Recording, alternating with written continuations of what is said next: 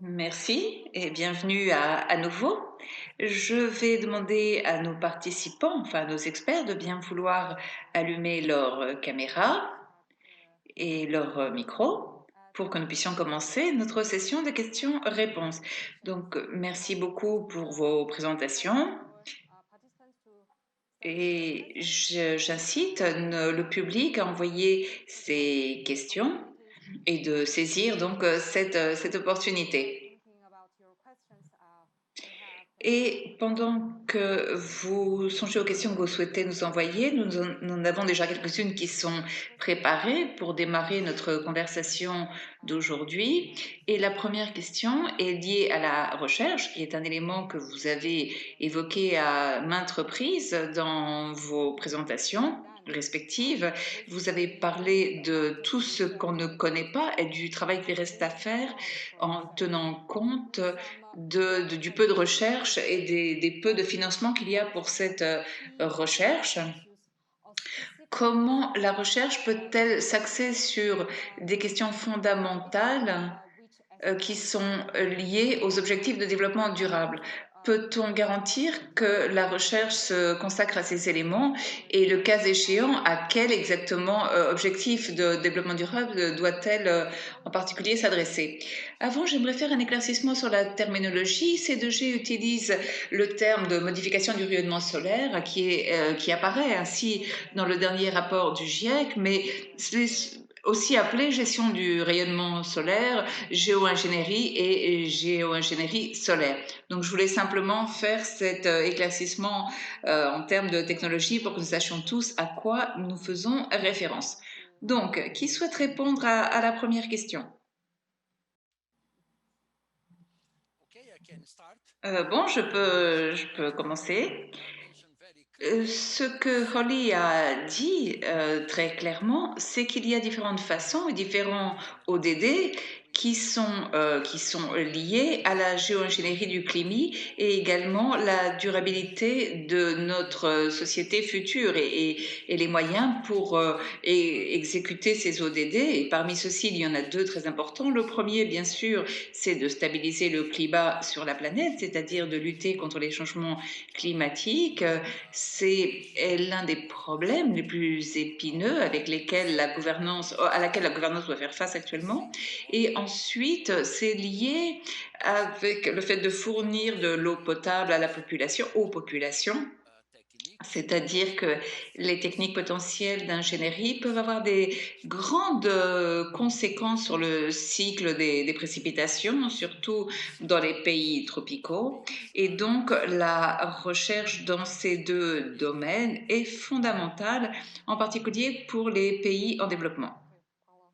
Merci beaucoup. Est-ce que quelqu'un d'autre veut ajouter quelque chose? Mathias, c'est à vous.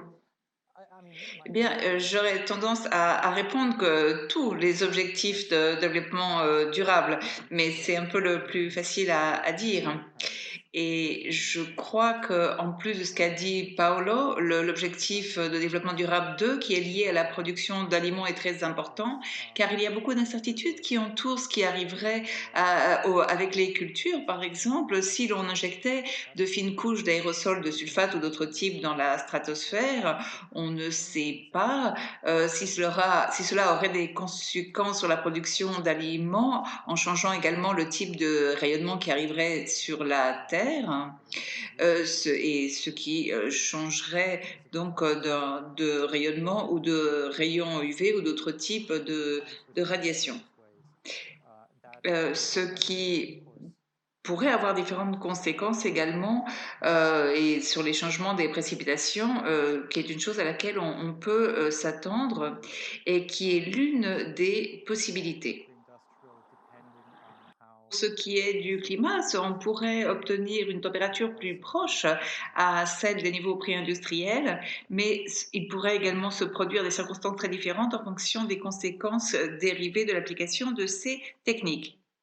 Merci beaucoup, Holly. Voulez-vous ajouter quelque chose? Oui, comme l'a dit Paolo, l'eau est fondamentale et également les conséquences écologiques sur les systèmes alimentaires, bien entendu. mais avec les mêmes outils, on peut répondre à des questions fondamentales sur ce qui arriverait aux écosystèmes également. Et il faut également se demander non seulement le contenu de la recherche, mais également le processus de recherche. Merci beaucoup. Il y a une question qui s'adresse à Holly. De Yann, pardon, pourriez-vous nous donner la référence du rapport que vous avez mentionné dans votre présentation, s'il vous plaît? Oui, c'est une évaluation de géo-ingénierie climatique qui est sur le site web, mais je vais chercher la référence exacte et je la copierai dans le chat. Merci beaucoup pour votre réponse si rapide. Donc, il y a donc des décisions qu'il va falloir prendre sur les contreparties, a priori. Comment peut-on procéder pour prendre ces décisions? Qui veut répondre? Oui, je peux commencer. Les contreparties sont universelles. Quand il s'agit de prendre des décisions sur les politiques publiques, elles sont omniprésentes également dans les politiques climatiques et bien entendu l'ampleur de ces contreparties quand nous envisageons des interférences dans le système climatique sont plus grandes que la majeure partie des contreparties auxquelles nous sommes habitués en tant que communauté internationale. Et c'est une chose qui a été discutée dans de nombreux forums, mais également dans le rapport dont Olive vient d'envoyer la référence par le biais du chat. Il faut qu'il y ait un type de débat politique, bien entendu, car c'est un défi, enfin ceci est un défi énorme. Il faut disposer de différentes communautés. Il y a beaucoup d'inégalités en termes de ressources et de capacités pour pouvoir participer à un processus de prise de décision mondiale, mais c'est quelque chose à laquelle nous devons aspirer et sur lequel nous devons travailler. Et d'après mon point de vue, ceci veut dire qu'il faut une prise de décision multilatérale à travers des processus des Nations Unies et que ce ne soit pas donc un processus aussi simple. Et donc, cela veut dire que la voix de différentes nations et personnes doit être représentée. Merci Mathias. Euh, il y a des commentaires importants sur lesquels nous allons revenir par la suite. Quelqu'un d'autre veut-il ajouter quelque chose? Oui, il y a toujours des contreparties, c'est inévitable. Et il s'agit d'avoir un système démocratique dans lequel la population puisse avoir son mot à dire, c'est-à-dire les citoyens puissent avoir leur mot à dire sur ce que suppose une contrepartie acceptable, c'est-à-dire un niveau d'acceptabilité. Donc, le problème, c'est que ce processus démocratique doit être planétaire et mondial, car il faut des stratégies pour des actions mondiales, que ce soit face au changement climatique ou sur la géo-ingénierie. Merci beaucoup. Nous allons passer à d'autres questions. Mathias a mentionné différentes unités de Nations Unies dans lesquelles on pourrait délibérer sur ces questions. Quelqu'un peut-il donc nous dire plus concrètement quelles sont ces possibles entités ou les possibles forums et processus qui permettent d'avoir des délibérations inclusives? Quelqu'un?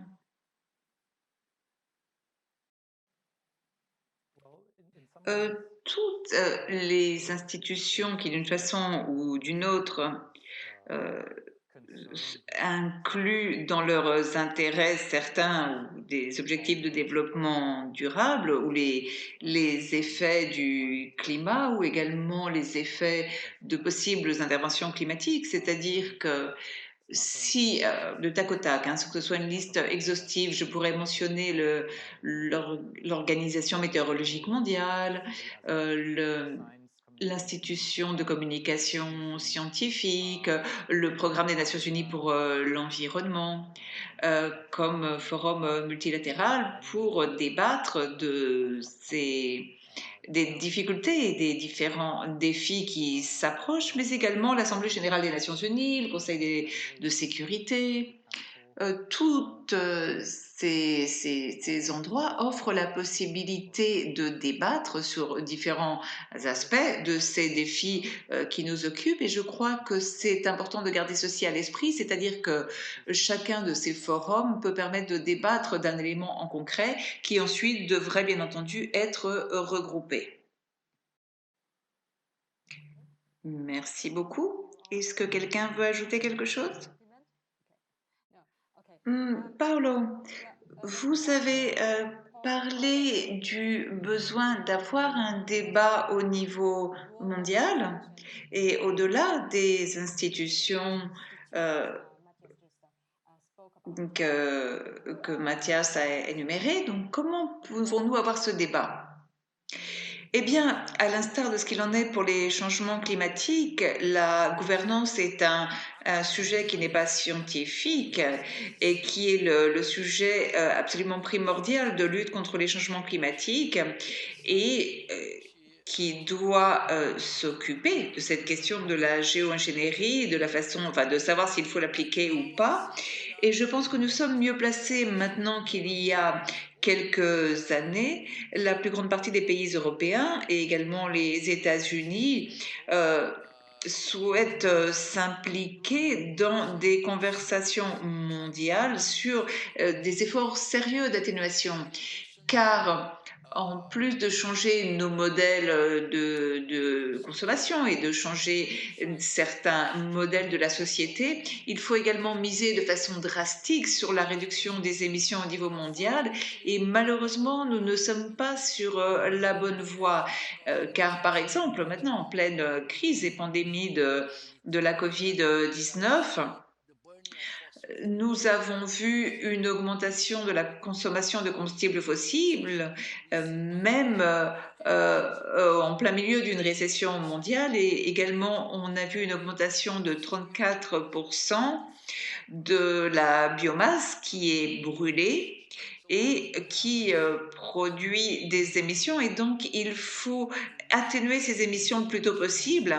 Et comme le disait Mathias, le programme des Nations Unies pour l'environnement et également où l'Assemblée générale des Nations Unies peut gérer, s'occuper de ces questions fondamentales et si urgentes. Quelqu'un souhaite-t-il ajouter quelque chose? Non?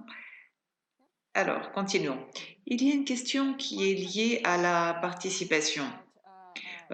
Certains d'entre vous ont souligné que le fait que cette délibération doit être inclusive, où aujourd'hui une grande partie des débats sur la modification du rayonnement solaire ont lieu surtout dans les pays du Nord. Donc, comment peut-on veiller à ce à ce qu'il y ait plus un caractère plus inclusif dans ces débats et pour que soient inclus et protégés les intérêts de tous. Eh bien, nous sommes en train de vivre une situation très peu habituelle car nous disposons de technologies qui facilitent la communication. Par exemple, actuellement, il n'y a pas besoin d'avoir un financement pour pouvoir voyager dans un autre pays et entamer un dialogue, un débat. Mais cependant, au fur et à mesure que augmente l'utilisation de ces plateformes technologiques, augmente aussi la polarisation, c'est-à-dire qu'il y a deux tendances opposées et on ne profite pas assez des occasions que nous donnent ces nouveaux moyens de communication pour pouvoir impliquer tout le monde dans un débat sur la modification du rayonnement solaire. Et je crois qu'il faut qu'il y ait une transformation sur l'utilisation de certaines technologies. Et il est clair que euh, peut-être impliquer des éducations scientifiques et d'éducation supérieure qui soient présentes dans tous les pays est une façon d'engager et d'impliquer tout le monde dans ce débat.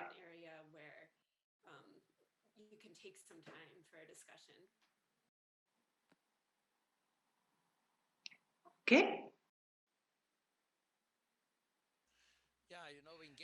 Oui, l'implication du Sud global est le plus important pour pouvoir maintenir des délibérations importantes, mais le faire n'est pas une tâche facile, car pour commencer, la plus grande partie des pays s'efforcent de remplir leurs objectifs dans le cadre de l'accord de Paris, et la majeure partie des pays euh, n'obtient pas de résultats très importants en raison du manque de financement, du manque de transfert technologique vers les pays du Sud global et autres.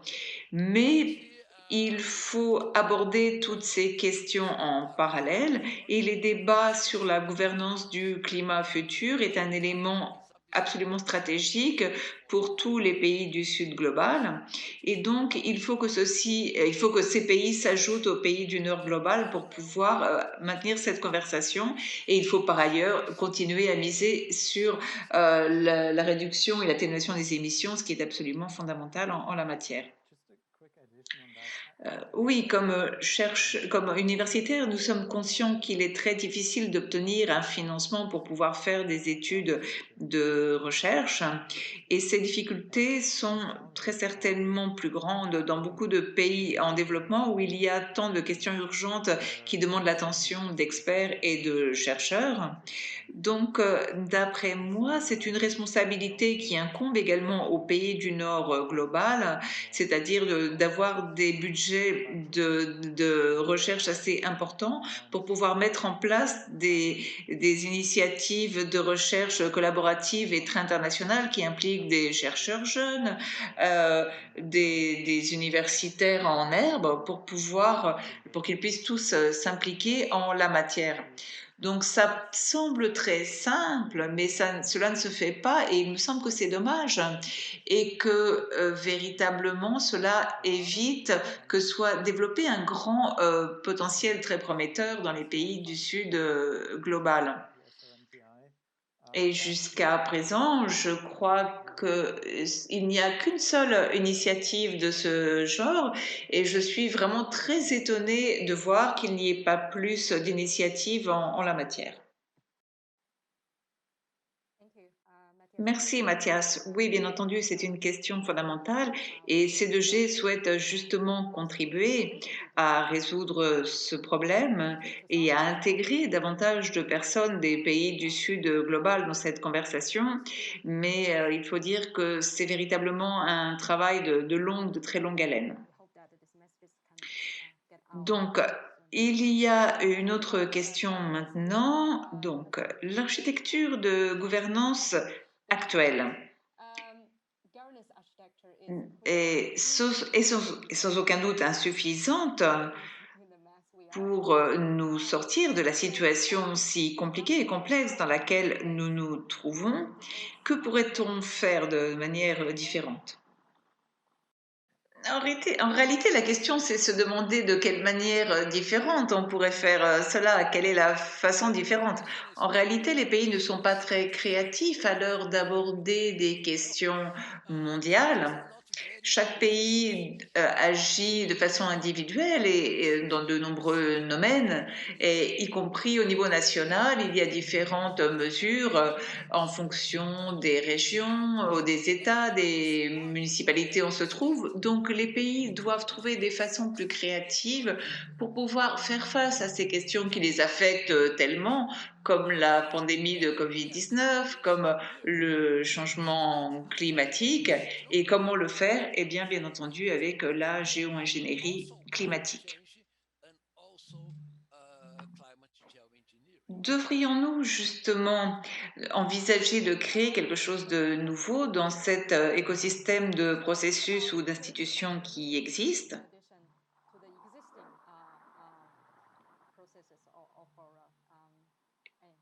Eh bien, au niveau universitaire, parfois, on envisage le besoin de faire des expériences avec différents formats de gouvernance.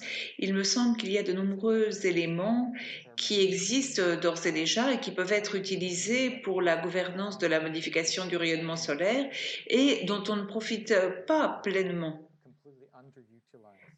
Comme je l'ai dit auparavant, les institutions que j'ai mentionnées donc s'occupent d'un aspect qui est lié aux objectifs de développement durable et il est clair qu'elles peuvent s'occuper de ces questions de changement climatique. Je crois que toutes les institutions ont leur partie de responsabilité à jouer à l'heure d'aborder ces questions et pour pouvoir entamer un débat au niveau mondial, toutes ces institutions devraient se demander ce qu'implique cette question pour leurs mandats respectifs et pour leurs devoirs respectifs. C'est-à-dire que la gouvernance ne consiste pas simplement à promulguer des lois, des normes internationales et des règles, mais elle passe par le fait d'entamer des conversations entre le secrétariat, par exemple, des Nations Unies, qui doivent reconnaître la pertinence de ces questions et qui commencent à établir des contacts avec d'autres parties afin de délibérer sur ces questions et d'offrir un cadre donc pour la prise de décision.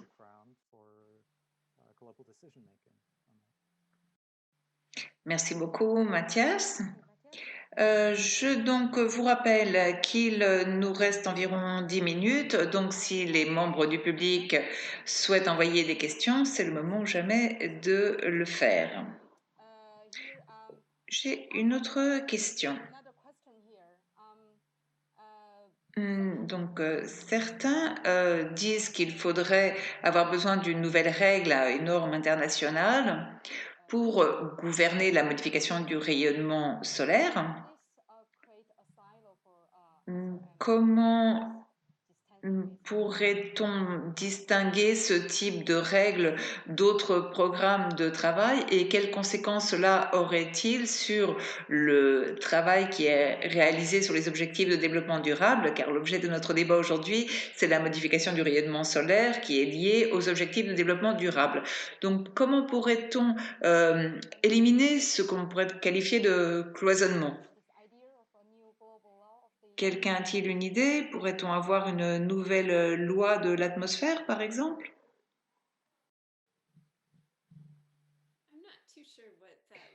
Je ne sais pas exactement ce qu'impliquerait un traité de la sorte, donc je ne vais pas m'étendre sur le sujet, mais je serais très préoccupée de voir que l'on travaille de façon cloisonnée, car par exemple les océans ont toujours été exclus de ce type de débat.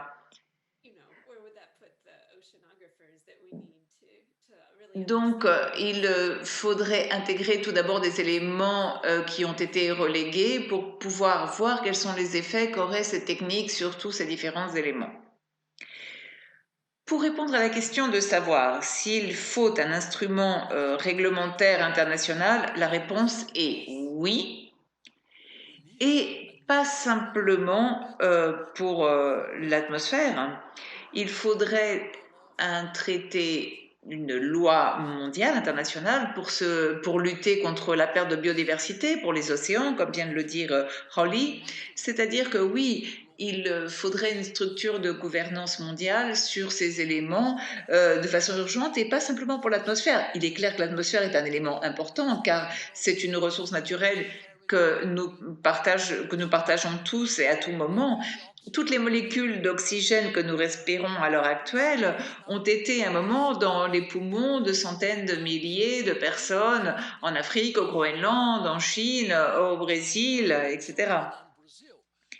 Donc, c'est une ressource naturelle que nous partageons tous et donc, il est urgent de créer cet instrument international et le besoin est clair et réel, mais il faut se demander si les pays vont être prêts à perdre leur part de souveraineté qui concerne ces ressources naturelles dans leur pays ou si par exemple les pays vont continuer à prendre leurs aises et par exemple envoyer des déchets dans l'atmosphère, par exemple, ou d'autres types de déchets. Donc la question, c'est pas de savoir si on en a besoin, la question c'est de savoir si l'on peut rendre possible ou pas ce cadre pour que les 7 milliards d'habitants de la planète puisse respecter l'atmosphère. Donc la question est s'il y a une détermination de l'épargne de pays à cette fin, et malheureusement, il n'y a pas encore de réponse claire à cet effet.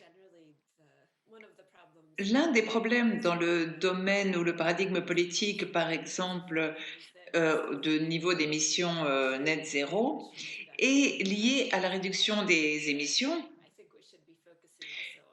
qui ne doit pas simplement venir de la réduction des émissions en tant que telle, mais qui doit également être axée, par exemple aussi, sur les combustibles fossiles dont l'utilisation doit être drastiquement réduite. Donc, s'il y avait une loi sur l'atmosphère, elle s'accompagnerait également de difficultés similaires. Mathias, voulez-vous ajouter quelque chose? Oui, je voudrais rebondir sur une chose qu'a dite Holly, c'est-à-dire la façon de réfléchir sur les problèmes liés au changement climatique et de l'envisager comme un problème de pollution, et qui est opposé à ce que vient de dire donc Holly, c'est-à-dire que si on traitait l'atmosphère comme nous traitons nos rues, par exemple, où il n'est pas permis de salir, où il n'est pas permis de jeter des détritus, la poubelle par terre. Donc si on traitait l'atmosphère de la même façon, on pourrait obtenir un instrument qui fonctionnerait. Et il y a différentes façons et différents points de vue d'encadrer ce problème. Par exemple, le charbon comme combustible servant à l'électricité est un sujet sur lequel s'articule ce défi, c'est-à-dire que il faut envisager ça de façon complète pour pouvoir gérer une transition depuis la production de charbon dont dépend des régions entières, hein, et donc une transition vers un autre modèle de société dans lequel soit résolu ce problème. Et il ne faut pas simplement penser que ce problème va disparaître, va être résolu à la fin de la chaîne de production. Et ceci met en évidence, en exergue l'importance d'aborder et de réduire les émissions de gaz à effet de serre en premier lieu, avant d'envisager tout type d'application, de techniques de modification du rayonnement solaire. Oui, bien entendu. Il me semble aussi que cette conversation sur la pollution est également pertinente pour ce qui est de l'élimination du CO2, même si ce n'est pas le thème principal aujourd'hui. Eh bien, nous approchons de la fin de notre activité. J'aimerais demander à chacun de vous trois de faire donc une conclusion. Vous avez plus ou moins une minute chacun. Donc, quelle serait la conclusion que nous pourrions garder de notre conversation d'aujourd'hui? Paolo. Oui, eh bien, je me semble que cette conversation montre très clairement qu'il ne nous reste pas d'autre choix que de miser sur les ODD pour obtenir un système socio-économique durable, car le système dont nous disposons à l'heure actuelle et qui se voit menacé par la crise de la Covid-19, la crise de la biodiversité ou l'urgence climatique, eh bien, ce système actuel n'est pas durable. Et on ne peut pas continuer avec ce modèle éternellement, et même pendant quelques années. Donc, pour résoudre la crise sanitaire, climatique ou de biodiversité, il faut un modèle différemment, quelque chose qui dise clairement son nom. Et donc, il faut travailler tous ensemble en tant que société pour inciter les gouvernements à faire leurs devoirs afin de créer une planète durable. C'est possible, on peut le faire, nous disposons des ressources intellectuelles et économiques nécessaires pour le faire, et maintenant ce qu'il manque, ce sont les décisions appropriées pour faire en sorte que ces objectifs de développement durable deviennent une réalité.